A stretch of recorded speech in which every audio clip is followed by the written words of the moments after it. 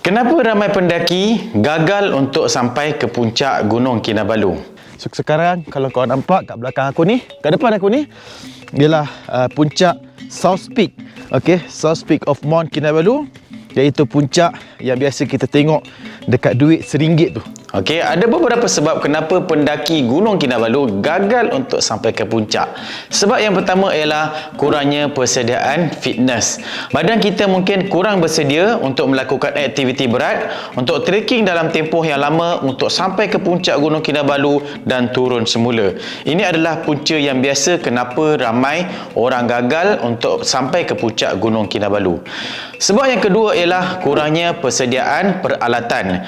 Disebabkan Gunung Kinabalu berada di dataran tinggi, sudah tentu keadaan cuaca di Gunung Kinabalu sangat-sangat sejuk. Dan banyak ais juga, nampak kat bawah tu putih-putih. Sana ada putih. Dia disebabkan malam tadi hujan dan juga sejuk, so dia jadi ais. Jadi, sekiranya kita kurang bersedia dari segi peralatan, kita akan berasa sangat sejuk dan kurang selesa, dan ia mungkin menyebabkan kita gagal untuk sampai ke puncak. Sebab yang ketiga ialah ramai pendaki gagal untuk merancang pemakanan ataupun nutrition. Badan kita pada hari-hari biasa tanpa melakukan kerja-kerja berat memerlukan antara 2000 hingga 2500 kalori pada satu hari.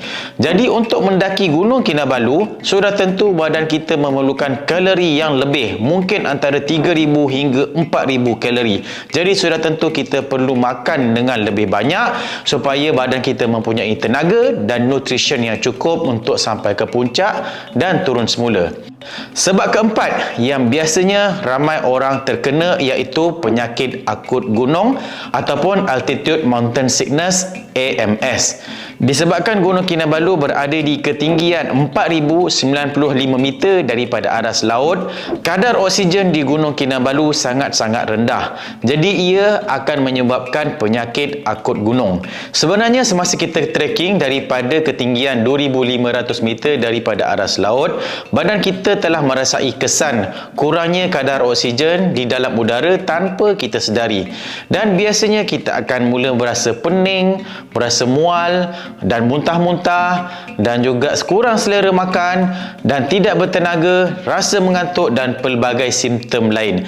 Jadi ini adalah simptom-simptom penyakit akut gunung ataupun Altitude Mountain Sickness dan merupakan penyumbang utama kenapa ramai pendaki gagal untuk sampai ke puncak Gunung Kinabalu. Jadi bagaimana kita nak mengatasi empat perkara ni?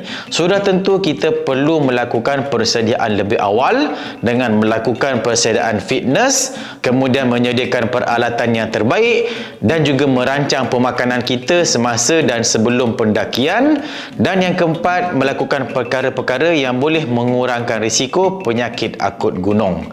Jadi inilah dia empat sebab kenapa ramai pendaki gagal untuk sampai ke puncak Gunung Kinabalu.